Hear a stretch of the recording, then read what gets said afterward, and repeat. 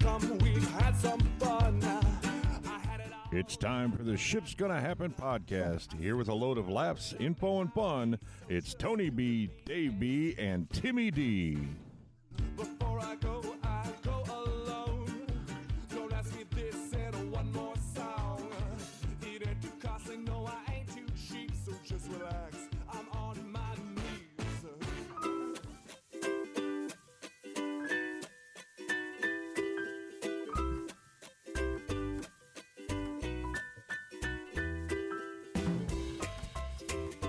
Good morning. Welcome to the Ship's Gonna Happen podcast, episode number 133. That's three digits, 133. That's a lot of shows, David B. It is a lot of shows, producer Tony. It's been a good stretch so far, my friend. It has, brother. I've enjoyed it. My name's Tony B. Alongside me is David B. He's actually headed to my old stomping grounds up in the Wildcat country of Northwestern. We'll get the update from David on that. The views of Ship's Gonna Happen are purely news-driven and do not express the views of any transportation provider or any business entity that uses any transportation provider. David, we do it because of Transportainment. Boom! Transportainment. You can catch us on YouTube, Rumble, Spotify, Google Podcast, Amazon, iHeart, all the search engines you use, and type it in. You will find us. David B., it is a beautiful morning. It's a beautiful spring morning, producer Tony. I imagine you sitting there on the 19th green. Is that yard fresh? Have you mowed at least a dozen times yet? I have to think that you have at least a dozen times. A couple times. Thank you for saying that. I sneaked one in late last night before, because we're going to get moving today, obviously. But yeah. And you know what? I saw yours. Yours looked outstanding too, my friend. Oh, man. I kind of regret. Instead of napping and going out drinking yesterday, I should have mowed the yard because I'm going to regret not mowing it tomorrow when I have to mow it. Yeah. Because it's just going to be terrible. So I mowed Sunday and then turned right around again and mowed Tuesday because it was going to rain, just because it was going to be a big mess. And I'm glad I did, but it needs it. It is that time of year, producer Tony, where everything's growing and looking good. This show, along with all our shows, brought to you by The Great Divide, 743 East New York Street, downtown Indianapolis. Great place to go after Ship's Gonna Happen week. Great place to go out and wine, get a great meal, hear some great music, chat up with the locals. I was there last night. Didn't eat dinner, but stopped in for a few pops. It was good. Jen and her crew will do a good job taking care of you. It's Great Divide, 743 East New York Street, downtown Indianapolis. Producer Tony, it's just you and I this morning again. Yeah, just you and I, old school guys doing the old school podcast. I like it. Talking about freight, and back in my day, it was like this. Back in my day, yeah. So I'm hearing some stories about fuel kind of maybe jumping back up to $5 a gallon, which is not going to help matters much. So I don't know a timeline on that. I just kind of read through the article briefly or whatever. So are you hearing anything like that on your end? Yeah, no, you fed right into like what I was wanting to talk about a little bit this morning. It looks like, two things. Yeah, it's going to creep up.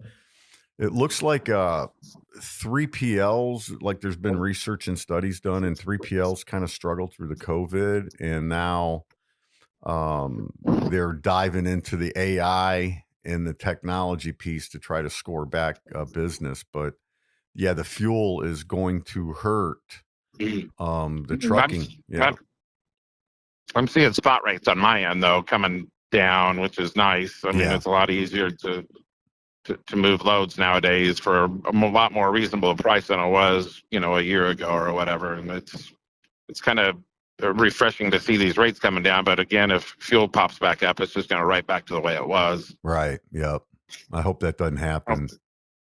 I went to the Mid-America Truck Show at the end of March. Last time we recorded a show was St. Patty's weekend, and then that next weekend I went to the Mid-America Truck Show in Louisville and sat in on a couple lecture stuff. And they're talking about finally that rates, probably before the end of the summer are going to go back to where they were during the pandemic. And I'm like, what is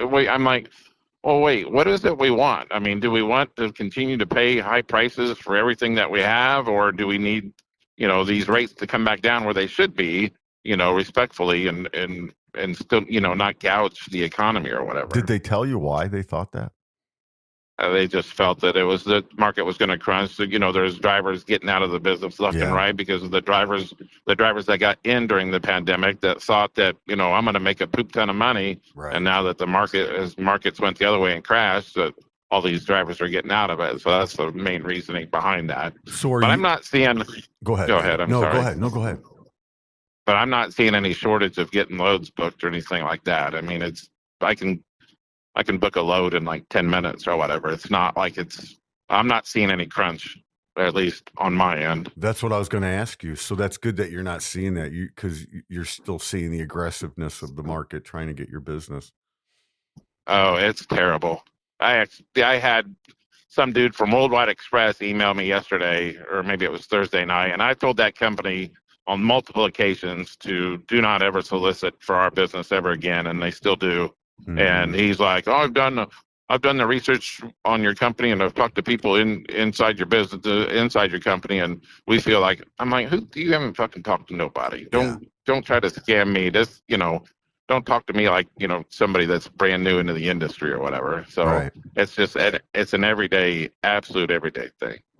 David, part of the article I was reading stated that excuse me, that the 3PLs are going to have to attack this fuel surcharge, because I think a lot of carriers, when they do pricing, blanket pricings, or they give pricing to 3PLs, the one little thing is the 3PLs kind of get a reduced fuel surcharge. So I think that's why in this article I was reading, it was saying that that's where they're going to try to score more business this year. Because they predict the economy is going to be a little sluggish to the fourth quarter of 2025. Oh, really? It was from Transport Topics. If anybody wants to read the article, go to Transport Topics, and you can find it. Yeah, it was on there. They were talking about that. So, that's interesting. I would think that you probably do have more 3PL activity calling you. But they're not they're not saving me money. They can't save me money. I mean, I can negotiate better pricing directly through carriers than I can go through a broker or whatever, or through a 3PL. Yeah. And you're not lazy. That's the good thing. Well, sometimes. We all can be, but hey, you do a good job with your rates. But I tend to think some people that do that just don't want to do the work. That's fair. I mean, because if you get some little smoke show coming in representing XYZ, 3PL, and they're going to be like, "Ooh, she smooth talked me, and I can save money this way or that way or whatever." So I don't know. It's crazy. It is. So what are you doing today, David? On my way to Evanston, Illinois, to watch the Northwestern women's lacrosse team play the Ohio State Buckeyes at noon today. The actual defending national champion Northwestern Wildcats. They're 8-time national. This has been on my. I'm very lame, Tony, and this has been on my bucket list for a very long time. Yeah, I think I picked the perfect day. I kind of was teetering on, because sitting on the lake, that wind coming off there, it can be a little cool. I was debating shorts or pants, shorts or jeans. And I went the shorts route today. I know you would. I'm hoping my girth will keep me warm or whatever. So, that's kind of a rare getaway day. So, but it's going to go up there and just kind of catch the game and then come back right back. Man, have you been to when was the last time you went to a comedy club? Oh, you know what? Me and someone were just talking about that. It's been a while. I watch a lot of comedy, but to have gone to one, I think the last time I went was when Greenwood, Indiana had they had a comedy club. I forgot what it's called. It was a famous one. Zanies? Yeah, something like that. Yeah, something like that. Forgive me if I'm wrong. It might not have been Zanies, but it was one of the brand ones. But I went. That was the last time, and that was probably like 15 years ago. Yeah, it was probably 20 years ago last time I went. And I went last night, and I had a bad feeling about it before we went in. It's like something I just don't think something's going to go right, and we shouldn't have went. I mean, why? There was 4 comedians. They shove you in there like sardines. There's no room to move around. And of course, we were on the front effing row, which I'm like, are you kidding me? And two of the four comedians did a good job. And the other two, and I mean, I got to applaud them for trying, but that's just kind of, and I think the thing that made it the worst were the people in the crowd. I'm like, man, shut up and let the people perform. That was probably the worst. Why part were of they it. interrupting and stuff, or? Oh yeah, like they think that it's okay now. The generation now thinks that it's okay just to chime in whenever you want to, even though you're not being spoken to. That it's okay to be chiming in and saying, "Yeah, well, I don't agree with that," or whatever it was. Their feelings, you're like, their feelings, right? Yeah, like, be quiet. It's not about you. Just let the person perform, and be done with it, or whatever. That was the bad part. It wasn't necessary. It was borderline heckling. It wasn't necessarily heckling, but it was just like, shut up. What were they heckling about though? Like what was it? I mean, it was just like the comedian would be like, it's a hypothetical. This isn't exactly what was said, but the comedian would be like, I'm a Democrat and I this or that, and they're like, oh, you're Trump. You're like, no, shut up. Just let it be. Just let the comedians say what they want to. If you want to approach them after, fine. Just let them. But that's not what was said. But it was just kind of stuff that like that thing. We're like, yeah, just be quiet. Let them do their thing. So they didn't shut it down or anything. So, no. Okay. So I was with Chase. Oh yeah. And so they were asked, like the headline comedian kind of noticed us, and she's like, "Are you here with your dad?" And he's like, "No, we're business partners." And and he's trying to explain the business part aspect, and of course, and then the people behind us are like chiming in, and the comedian looked at him and was like, "Shut up! I'm not talking to you." And I'm like, boom. So that kind of quelled it a little bit, but still. So you didn't get picked on and thrown up on the stage? No, not picked at. I mean, there was a couple comments. I don't think anybody got picked at. I mean, there was a few comments that were made towards like pretty much everybody sitting on the front row, but nothing derogatory, nothing, No, there was one of the two better comedians was a big black gal who was absolutely did a really good job, and she kind of was, had a really good set going, and then talking about, not that I'm all for this, but talking about getting laid and all that. And then she whips out that she's a lesbian, and then the host comes out, looks right at me. He goes, "You'd hit that, wouldn't you?" And I'm like, I don't. And then of course the heckle people behind her are like, "Hell yeah!" And I'm like, "God damn, dude, shut the fuck up!" Right. So, but anyway, yeah. I mean, it's always somebody else that has to make it worse for everybody else. Right. So, but anyway, yeah. And you're traveling today too, right? Yeah, we'll leave tonight probably, or this afternoon. Actually, we'll be there this afternoon or tonight. But yeah, we'll have to leave. Yeah, we'll have to leave here by 10 o'clock, probably 10:15 maybe. And then, got like 5-6 hour drive. And then I've said this. Yep. I've said this 5 million times. I do not for the life of me understand why 65 isn't 3 lanes all the way both directions to Chicago. But what do I know? It should be, though. It totally should be. I mean, when you get to that Lebanon Lafayette area, man, it is just sweltering with trucks. And it's such a heavy distribution through Chicago to Lafayette, Lebanon, 65, like you said, that needs to really be 3 lanes. And I thought that's what they were going to go for, but they stop right when you get out of Lafayette, right? No, we're not to Lafayette yet. It's 2 lanes, pretty much from like the Thorntown exit up to Lafayette. Gotcha. So, but yeah. Man, yeah. You got anything else? What's that? Go ahead. Go ahead. Oh, no, I was just thinking, so you're doing some sport activity. So you and I are excited in Indiana because Caitlin Clark will probably be selected by the Fever. And you and I got plans to go to one of those games. So, and we secured some tickets. So excited about that. So the draft is Monday, and the Fever are projected to pick Caitlin Clark. I mean, David, if they don't, are we selling the tickets? Would anybody buy them? No, I think we're just going to eat it, right? We'd have to eat it. So I think I heard you right. How much did you spend on those tickets? Shit, man, it was like $150 for nosebleeds per ticket. No, combined total. Geez. No, I thought. Okay. No, I'm like, wait, well, the tickets lower were like $150 a piece.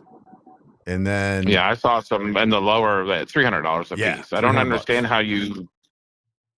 who the hell's buying those tickets? Probably corporations, scalpers, and then they, just where you're heading today, man. It all started in Chicago. You used to be able to. The Cubs had a rule that they would keep 5 to 10,000 tickets a day for each game, so you could come up to the booth and buy them.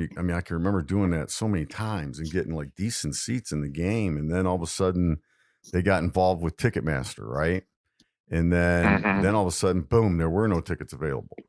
And you had to go through Ticketmaster, and then you had the surcharge and all that. So you'd end up paying when you and I were kids growing up, you could get a box seat for $10, right?